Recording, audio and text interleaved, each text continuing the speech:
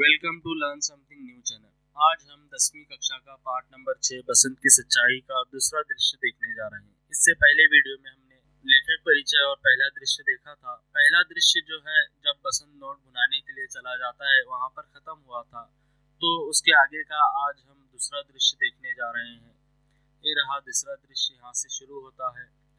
Stage पर जरा सा परिवर्तन के साथ पहले जैसा दृश्य, एक और किशनगंज का बोर्ड लगा हुआ है। हल्का शोर है, संध्या हो गई है, लोग घरों की ओर लौट रहे हैं।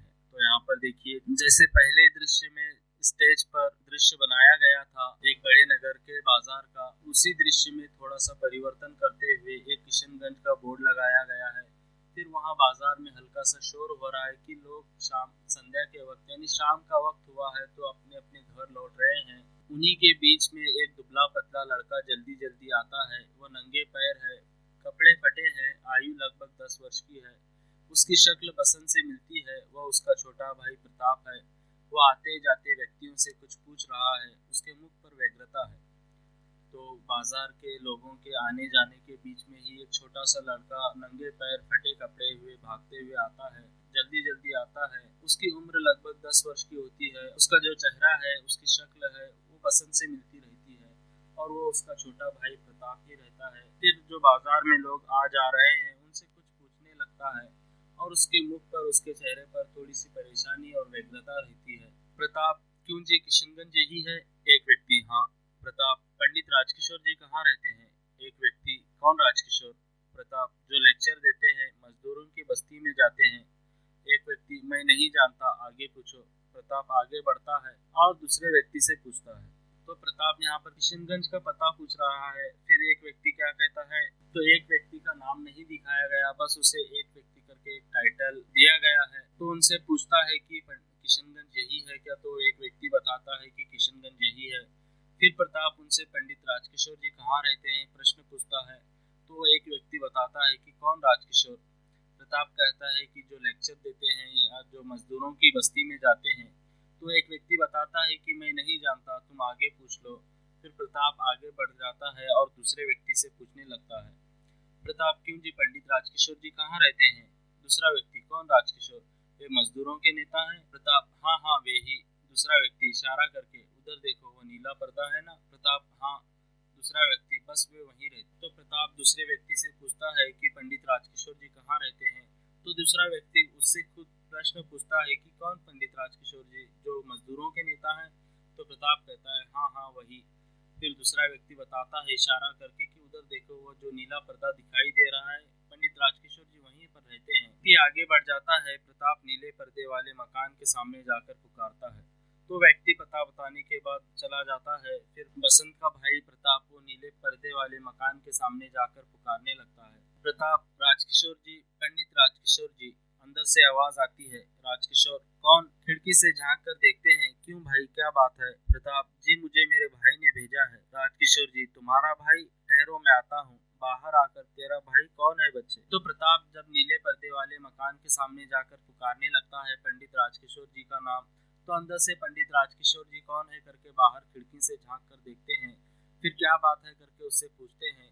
तो प्रताप बताता है कि मुझे मेरे भाई ने भेजा है। तो पंडित राजकिशोर जी उससे पूछते हैं कि कौन है तुम्हारा भाई? और ठहरो मैं आता हूँ बाहर करके बाहर आ जाते हैं और उससे पूछने लगते हैं कि तेरा भाई कौन है? प्रताप, आज दोपहर को उसने आपको एक छलनी बेची थी। राजकिशोर, हाँ हाँ, आज मैंने एक लड़के से एक छलनी ली थी, 1 रुपए का नोट दिया था।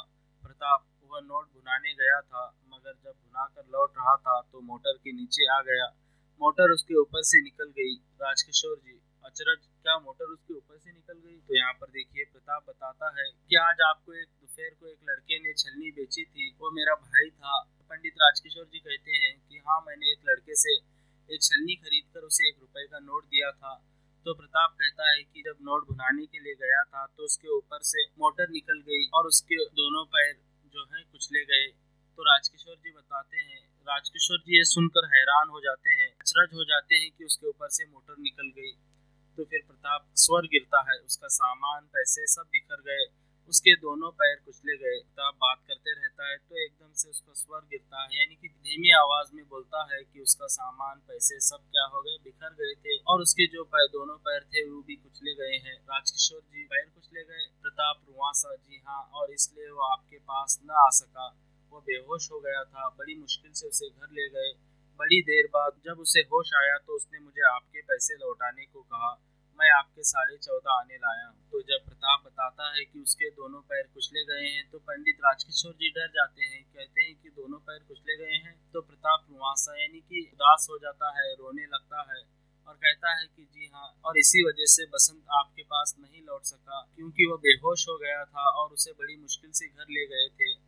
और जब उसे होश आया तो उसने मुझे आपके पैसे लौटाने को कहा है, इसलिए मैं आपके पास आपके 14.5 आने लाया हूँ। तो पंडित राजकिशोर जी, खोया खोया मेरे 14.5 आने लाए हो? उसने भेजे हैं, लेकिन बच्चे वह अब कहाँ हैं? तो पंडित राजकिशोर जी जब ये बात सुनते हैं तो वो हो जाते हैं कि ये सब कैसे अचानक हो गया। पंडित राजकिशोर जी प्रताप से पूछते हैं कि मेरे 14.5 आने लाए हो और तुम्हारे भाई ने तुम्हें भेजा है। प्रताप से प्रश्न करते हैं कि तुम्हारा भाई कहाँ पर है?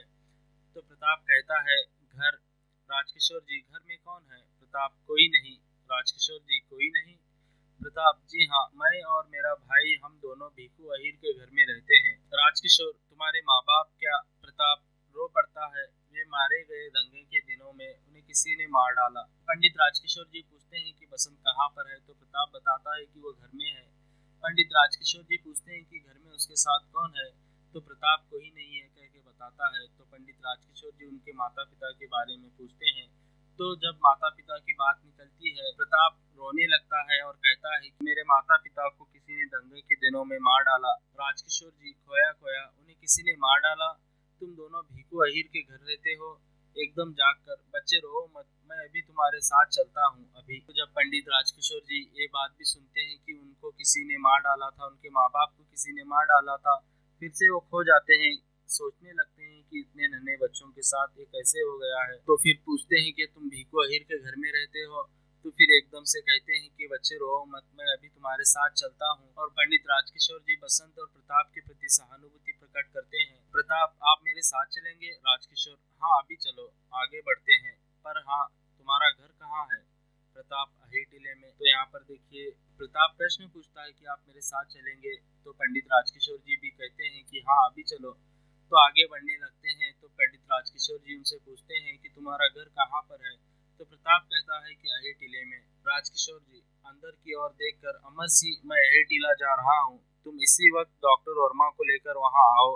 कहना कि एक लड़के की टांगे मोटर के नीचे आकर कुचली गई है, जल्दी करो, भीखू अहीर का घर पूछ लेना, मुड़कर आओ, बच्चे चले। प्रताप चकित विस्मित उन्हें देखता है, फिर ठगा सा उनके आगे आगे जाता है, पर्दा गिरता है। तो यहाँ पर ये दूसरा दृश्य खत्म हो जाता है कि पंडित राजकिशोर जी अपने नौकर अमर सिंह से कहते हैं कि मैं अहीर टीला जा रहा हूँ और तुम भी इसी वक्त डॉक्टर वर्मा को लेकर वहाँ आओ। वहाँ पर एक लड़की की टांगे मोटर के नीचे आकर कुचली गई है और तुम आकर वहाँ पर भीखू अहीर का घर पूछ लेना कहकर चलने लगते हैं। तो प्रताप जो है हैरान होकर, चकित विस्मित होकर उन्हें देखता है कि इतने बड़े व्यक्ति हमारी मदद के लिए आ रहे हैं। तो फिर उसके पास, प्रताप के पास शब्द नहीं रहते उनसे कहने के लिए, फिर वो चुपचाप उनके साथ जाता है और यहाँ पर पर्दा गिर जाता है। यहाँ पर बसंत की सच्चाई का दूसरा दृश्य खत्म हो जाता है। आगे देखिए तीसरा दृश्य। स्टेज पर एक कच्चे घर के अंदर के ओसारे का दृश्य है। जमीन पर दरी बिछी है, उस पर बसंत लेटा है, रह रहकर दर्द से करा उठता है। प्रताप और राजकिशोर का प्रवेश। तो वहाँ एक स्टेज पर एक कच्चे घर के अंदर के ओसारे का दृश्य दिखाया गया है। ओसारे का अर्थ है आंगन। तो वहाँ पर एक जमीन पर दरी बिछी हुई है, यानी चटाई बिछाई हुई है। चटाई पर बसंत लेटा हुआ है, दोनों पैर के कुचले जाने का जो दर्द है करा उठता है।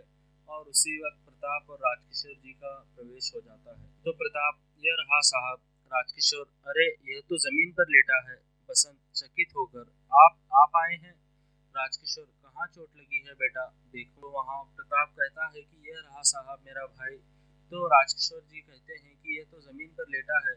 फिर बसंत चकित होकर, हैरान होकर उन्हें देखने लगता है कि आप आए हैं। पंडित राजकिशोर जी कहते हैं कि कहाँ चोट लगी है, तुम्हें दिखलाओ मुझे। फिर राजकिशोर जी पास आकर टांग देखते हैं, किसी ने फर्स्ट एड दी है, पट्टी बंधी है, छूते ही चीख निकल जाती है। बसंत ओठ भींचकर आँख खींचता है। तो पंडित राजकिशोर जी उसके पास आकर टांग देखने लगते हैं तो वहाँ पर उसकी बसंत की टांगों पर फर्स्ट एड की पट्टी बंधी हुई होती है। तो जब उसके पैर को छूते हैं तो दर्द से उसकी चीख निकल जाती है। बसंत ओह ओह। राजकिशोर कुछ देर इसी तरह देखते हैं। राजकिशोर नहीं नहीं घबराओ नहीं। बसंत दर्द से कराहते हुए मैं मोटर से टकरा गया था इसलिए तब आपके पैसे न लौटा सका।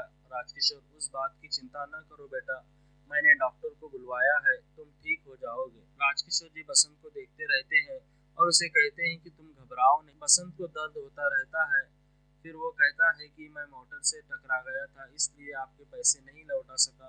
तो पंडित राजकिशोर जी उसे कहते हैं कि तुम पैसों की चिंता मत करो, मैंने डॉक्टर को बुलवाया है, तुम्हारा इलाज करेंगे तो तुम ठीक हो जाओगे।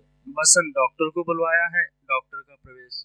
डॉक्टर हेलो पंडित जी, मैंने इसे बाजार में देखा है। राजकिशोर जी हाँ, जरा देखिए तो।